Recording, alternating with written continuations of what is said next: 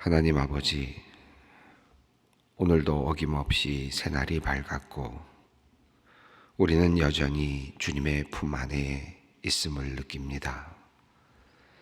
태양이 늘 그 자리에 있듯이 주님은 여전하시고 우리는 늘 주님의 존전에서 기쁨을 누립니다.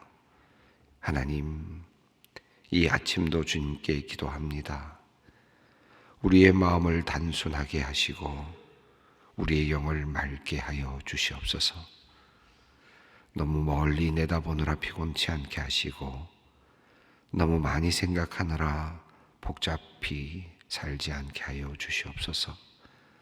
말씀 붙잡고 말씀으로 늘 삶의 방향을 잡게 하시고 기도하게 하여 주셔서 당당하게 기도 가운데 살게 하여 주시옵소서. 하나님, 하루하루를 주님의 은총을 충분히 누리며 기쁨으로 채워가게 하여 주시기를 원합니다.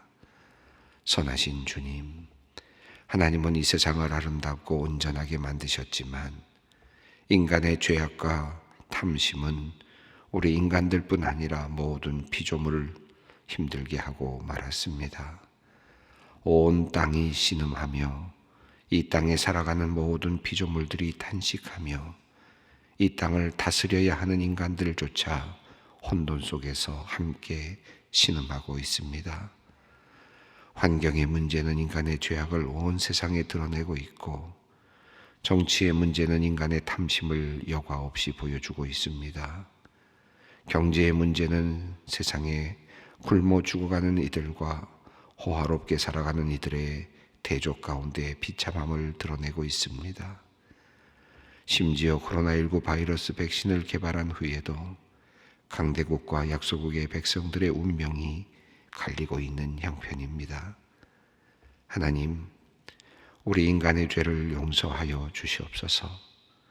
세상을 바르게 다스리라는 주님께서 맡겨주신 귀한 그 소명을 잘 수행하지 못한 우리들, 인간들, 주님 긍휼히 여겨 주시옵소서. 우리에게 지혜를 주시옵소서. 그리하여 모든 피조물들과 세상에 생명을 불어넣는 우리가 되게 하여 주시옵소서. 우리들의 가정도 하나님의 기쁨이 되지 못하는 가정들이 많이 있음을 봅니다. 재산 문제로 형제가 다투고 부자 간에 형제 간에 부부 간에 서로 돌아서서 싸늘하게 식어버린 안타까운 가정들이 참 많이 있습니다. 서로 원망과 불평이 넘쳐나는 가정들도 있습니다. 하나님, 우리 가정을 주님께서 불쌍히 여겨 주시옵소서.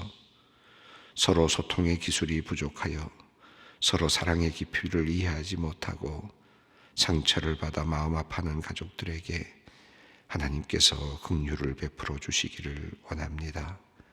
마음의 문을 열어 주시어 상대방의 가슴 속에 깊이 숨겨져 있는 상처와 고통도 볼 수 있게 하여 주시옵소서. 그리하여 사랑의 언어로 가족들이 서로 위로하며 솔직하게 마음을 나눌 수 있게 하시고 가정이 회복되는 역사들이 우리 소망교회 가정에 많이 일어나게 하여 주시옵소서. 하나님, 무엇보다 간절히 구하오니 우리가 늘 언어 생활에 주의하게 하여 주시기를 기도합니다. 언어를 통하여 상대에게 부끄러움을 주거나 수치를 느끼게 하는 일이 없게 하여 주시옵소서. 부모와 자식 간에도 솔직하다는 명분 아래 서로 상처를 주는 일들이 종종 있습니다. 아버지 하나님, 혹마음의 상처를 받은 일이 있다면 하나님께서 그의 마음을 찾아가시어 억울하게 당하신 그 못 박히신 손으로 그의 마음을 어루만져 주시고 고쳐 주시기를 기도합니다. 주님, 날로 쇠해 가는 부모님을 보면서 마음 아파하는 자녀들도 있습니다. 치매에 걸려 기억을 잃어가는 부모님을 바라볼 때 애처로운 마음이 들어 가슴 아픈 자녀들이 있습니다. 또한 부모님의 오랜 병환으로 가족 간의 관계가 소원해져 위태로워진 가정들도 있습니다. 하나님께서 일일이 기억하여 주시고 가정 한 가정 주님께서 회복시켜 주시옵소서. 부모님을 향한 자녀들의 진실한 마음을 주님께서 기억해 주시고 부모님의 연약한 육체를 붙들어 주시며 가정 가운데 평안이 깃들게 하여 주시옵소서. 소망의 성도들을 위해 기도합니다.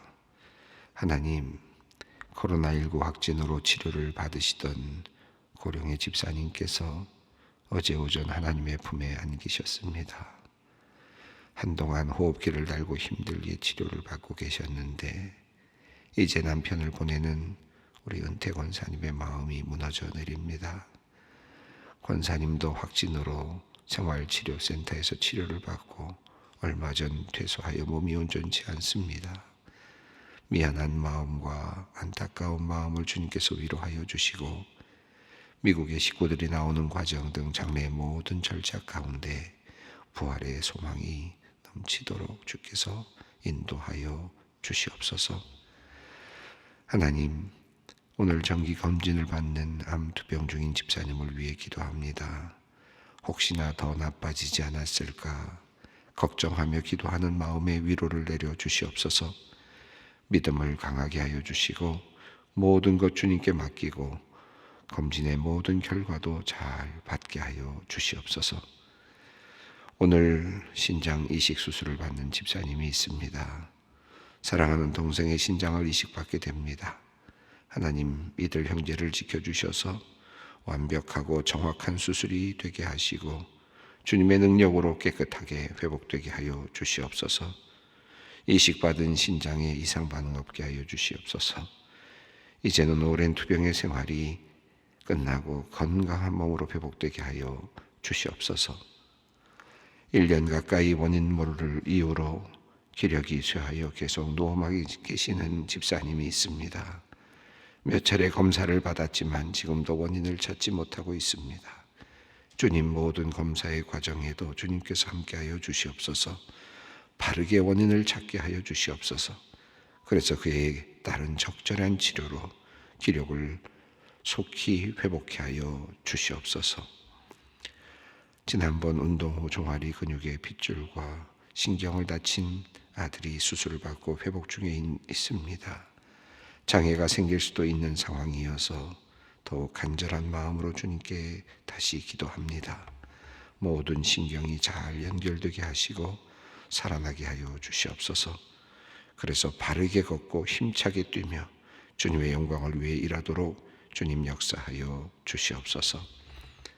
하나님, 오늘도 주님의 말씀을 듣는 자리로 나아갑니다. 우리에게 필요한 지혜를 부어주시고 마땅히 가야 할 길을 보여주시옵소서.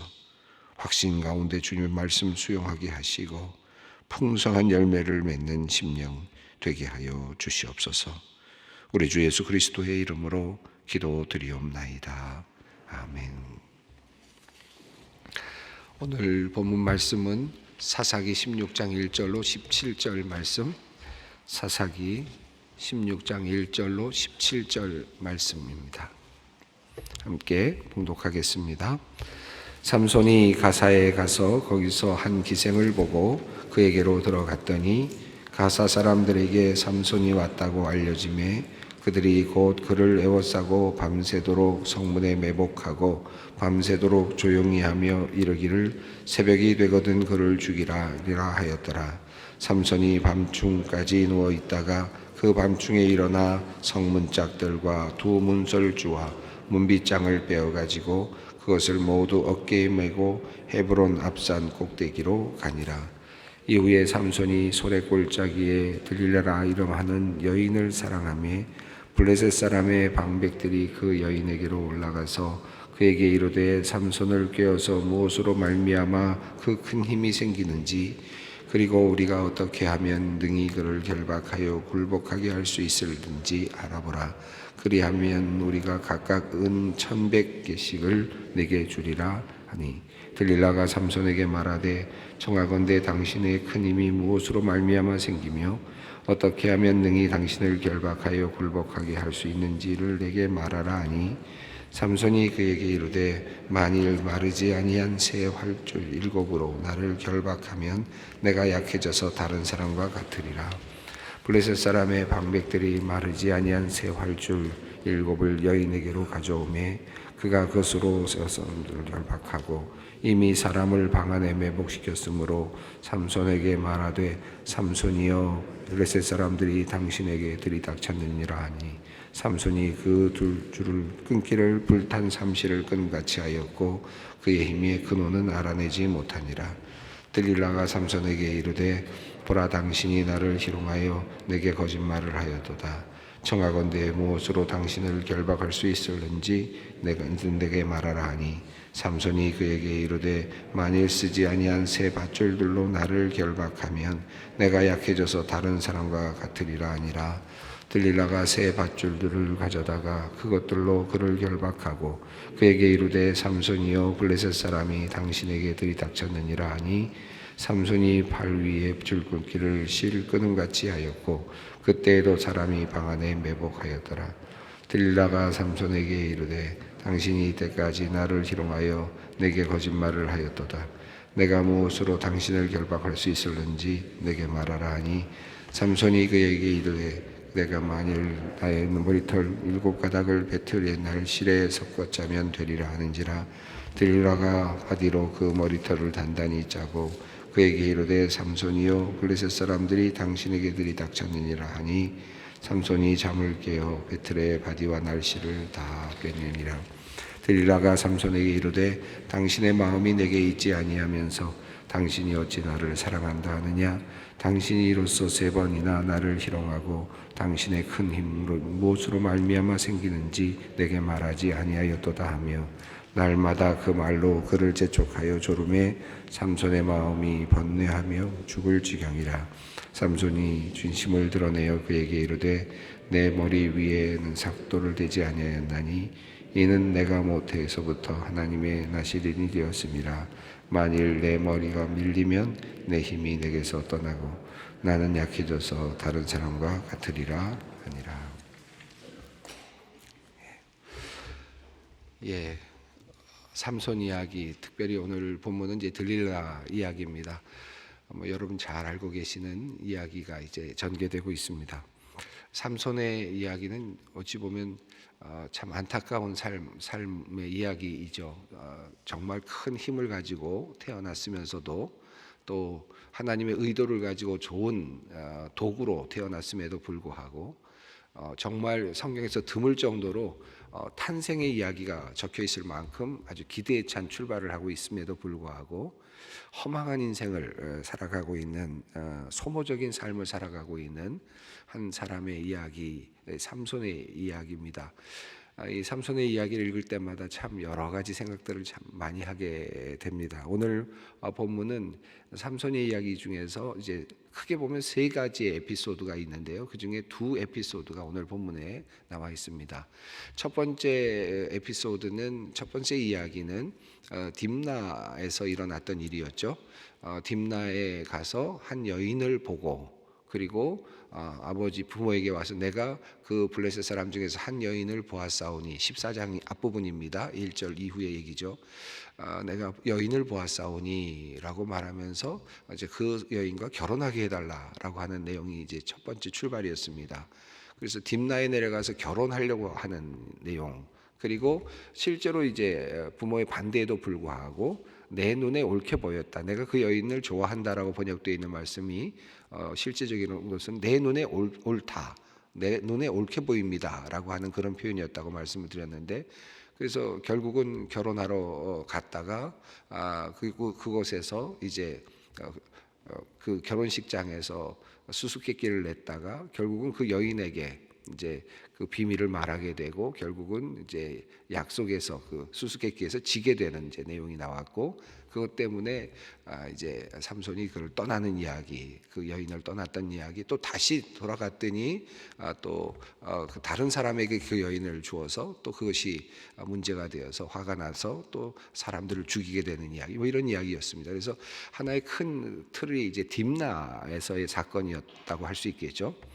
이 딥나라고 하는 지역은 이제 그 단지파가 있는 지역의 전체적으로 살고 있는 지역의 한 부분이었다고 할 수 있겠는데, 자, 오늘 이야기는 두 번째 이야기인데 가사에서 이야기가 1절부터 3절까지 이어지고 있고, 그리고 나서 4절 이후부터는 드릴라 이야기인데 소래골짜기에서 일어나는, 이제 정확하게 지명은 나타나지 않지만 대략 소래골짜기 근처에 있었던 드릴라 이야기로 되어 있습니다. 우선 지도를 한번 살짝 살펴보면요, 여러분 보실 수 있겠는지 모르겠는데 지도가 준비되어 있습니까? 예, 조금 넓게 그려놔서 여러분이 어떻게 좀 보시기 좀 어떨지 모르겠습니다만은, 예, 그 사해를 중심으로 보면 사해 위쪽 부분에 예루살렘이 이렇게 끝 부분에서 서쪽으로 있죠. 항상 이제 예루살렘 위치를 정확하게 짚을 수 있으면은 대략 위 아래로 나눌 수가 있는데요. 사해 맨 위쪽 북쪽에서 서쪽으로 이렇게 예루살렘이 있습니다. 그리고 딥나에서 있었던 사건은 쭉 예루살렘으로부터 쭉 직선거리로 이렇게 쭉 직선으로 해서 서쪽으로, 지중해 쪽으로 이렇게 나가다 보면 그 끝부분쯤에 딥나라고 하는, 중간입니다만은 육지입니다만 딥나라고 하는 곳이 있었고요. 그리고 거기 그 뒤쪽에 그 레히라고 하는 곳이 있었죠. 그 레히라고 하는 것은 나중에 그 라맛 레히라고 해서 지난 시간에 읽었습니다만은 그 나귀의 턱뼈를 가지고 1,000명을 죽이는 이제 그 내용이 나왔고, 거기서 목이 말라서 하나님께 구했다라고 하는 내용이 나오는데, 그 내용이 있는 그 레히입니다. 그러니까 딥나에서의 사건 레히, 그러니까 첫 번째 에피소드가 이야기가 딥나 레히 이렇게 진행이 됐습니다. 자, 근데 오늘 두 번째 이야기는 맨 좀 밑으로 보면 가사인데요. 가사 지역은 지도로 보면 한참 밑입니다. 조금 저보다 훨씬 더 느낌이 좀 더 이렇게 지금 통통하게 그려져서 그런데 조금 더 이렇게 정확하게 조금 더 이렇게 줄여서 찍히면 보이면은 조금 더 밑으로 느껴질 텐데요. 이 가사라고 하는 지역에서 일어난 일이고요. 헤브론 위치를 한번 보시면 좋겠습니다. 헤브론은 사해 쪽으로 있는 곳인데 가사에서는 한 70km, 64km 정도 거리에 있는 그런 지역입니다. 자, 요 내용을 그림을 기억하시면서 오늘 본문을 한번 읽어보겠습니다. 1절 말씀입니다. 삼손이 가사에 가서 거기서 한 기생을 보고 그에게로 들어갔더니, 전에 말씀드렸습니다마는 가사는 그가 살고 있었던 딥나 지역, 단지파가 살고 있었던 그쪽 지역, 예루살렘에서부터 쭉 그 직선거리로 이렇게 이어지는 한 단지파의 어떤 지역에서 한참 벗어난 곳입니다. 남쪽 지역이고요. 한참 밑으로 내려가야 되는 지역인데 삼손이 거기까지 혼자 다녔다 라고 하는 그런 것이죠. 그런 정황입니다. 그것도 무슨 일로 갔느냐 하면 기생을 만나려고 갔다. 매춘부입니다. 그러니까 그의 활동의 영역이라든지 그의 생활의 어떤 삶의 어떤 모습이라든지를 어느 정도 이해할 수 있겠죠. 그냥 종횡무진 가지고 있는 힘 가지고 뭐 여기저기를 다니고 있는 그런 모습이라고 할 수 있겠고, 또 그의 삶도 매춘부를 찾아서 가사까지 갈 정도의 그런 정도의 그런 삶이었다.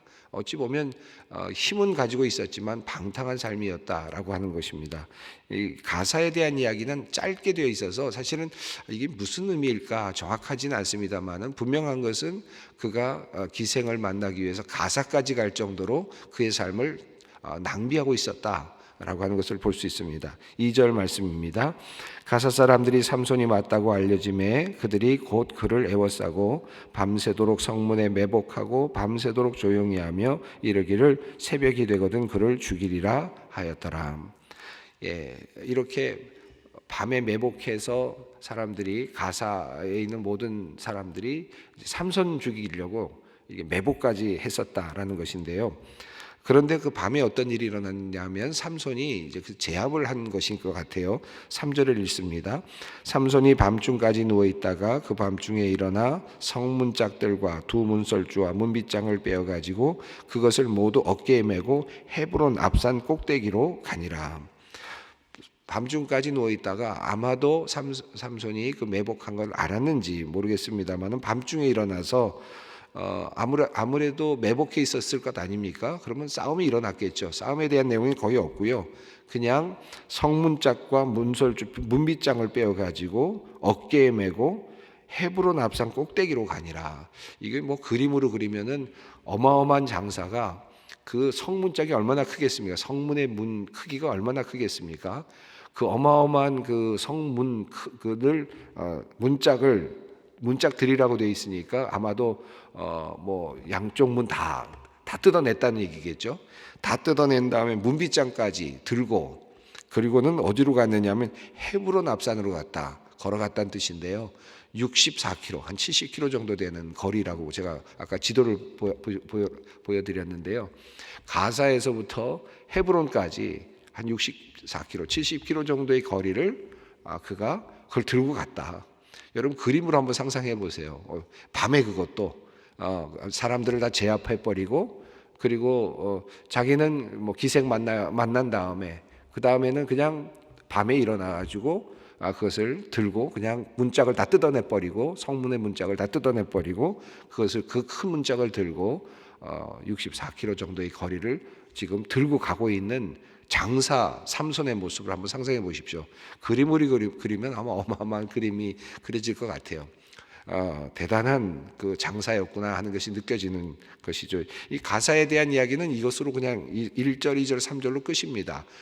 기생 매춘부를 만나고, 그리고 죽을 뻔한 위기였지만 제압을 했고, 도리어 청문짝을 다 뜯어가지고서는 60km 이상이 되는 곳까지, 헤브론까지 그것을 들고 가버렸다라고 하는 이야기입니다.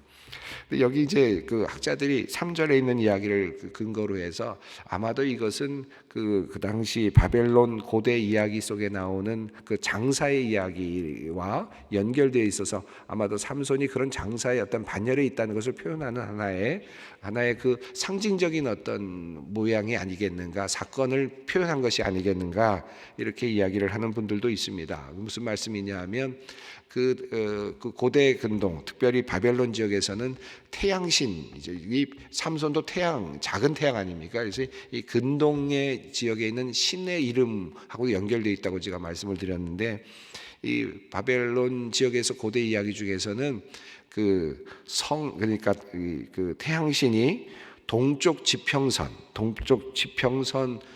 동쪽에 있는 성문을 열어서 성문의 그 문을 열고 그 문짝을 활짝 열어 젖히면서 지평선이 열리게 만들고, 그래서 해가 들어오게 만드는 이제 그런 그 하나의 그 신화 같은 이야기가 있다고 합니다. 그래서 아마도 그런 것들을 그 하나의 연결고리로 하면서 삼손이 그 정도의 능력이 있는 장사였다 하는 것을 보여주는 하나의 상징적인 어떤 사건이 아니겠느냐, 이렇게 보는 분들도 있습니다. 어쨌든 삼손은 그만큼 지금 방탕한 생활을 했고, 또 기생을 찾아다니면서 몇십 킬로까지도 그렇게 다니면서 그렇게 삶을 낭비하고 있었고, 그리고 그를 죽이려고 하는 사람들은 자기가 가지고 있는 힘으로 제압하고 성문짝을 뜯어낼 만큼 힘을 사용하고 있었다라고 또 이해할 수 있겠습니다.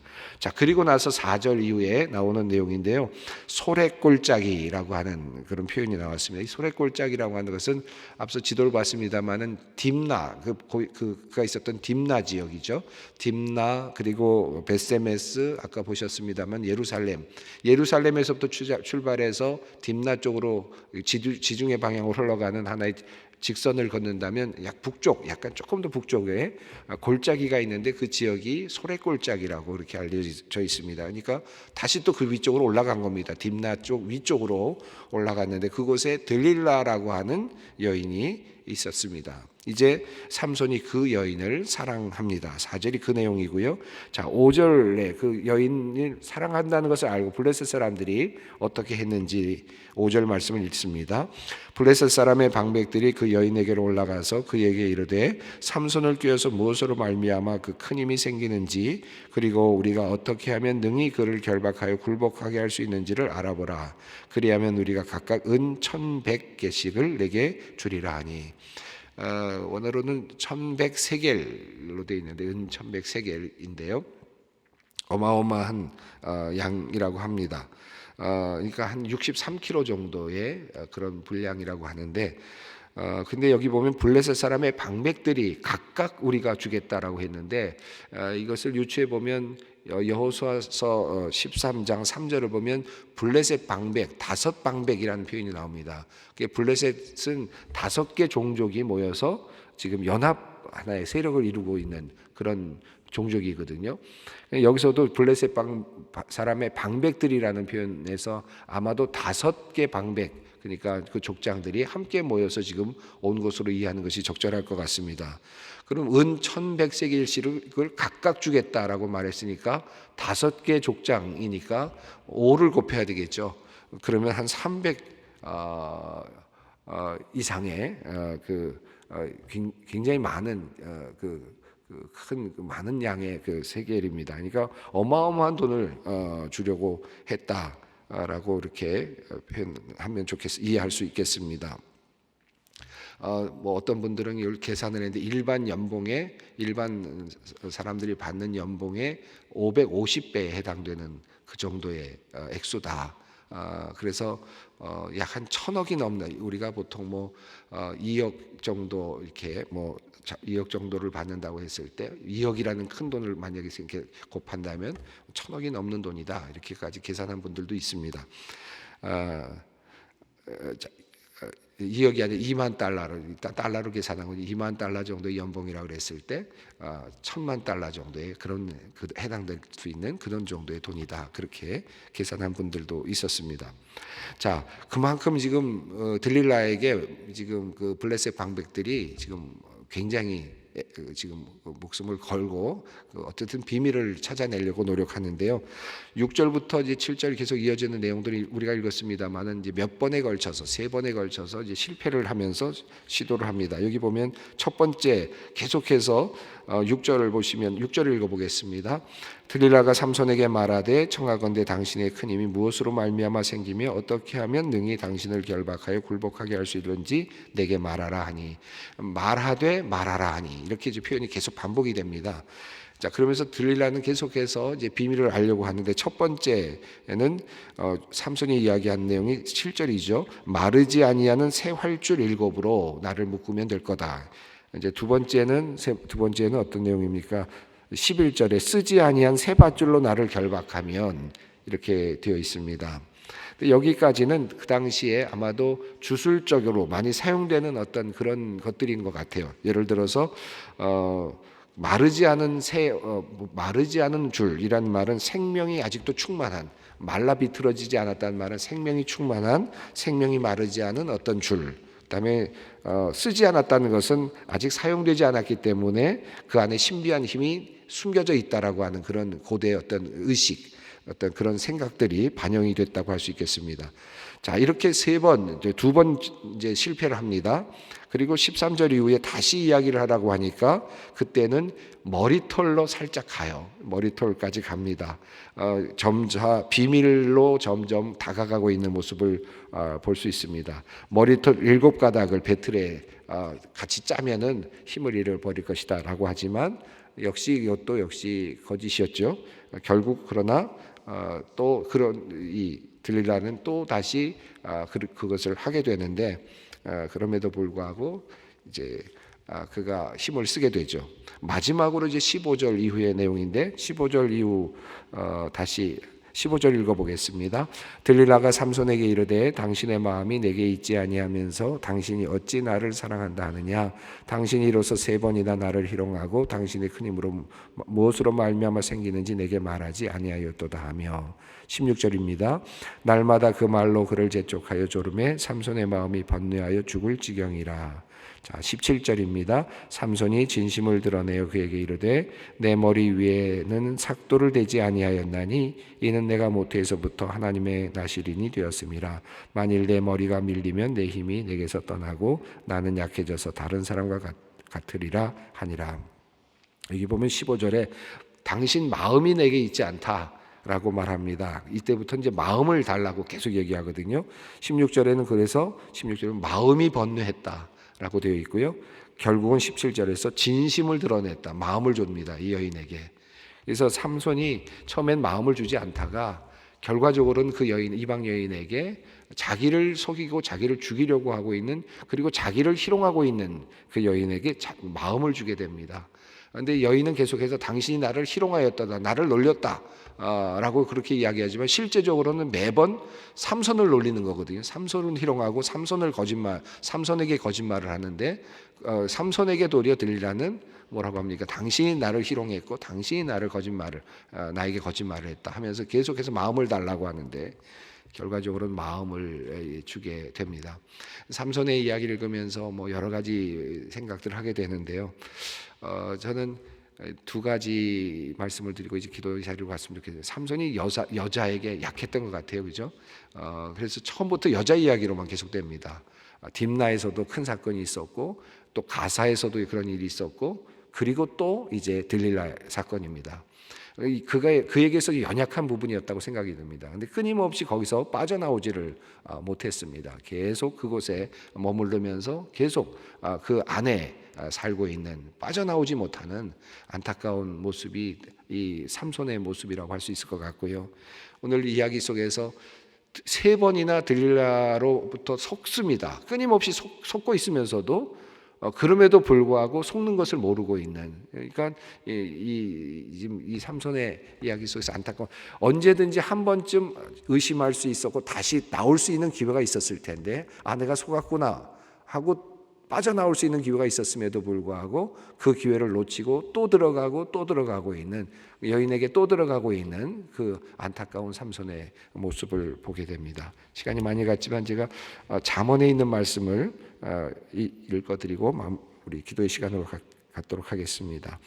잠언 23장 25절부터 27절 말씀입니다.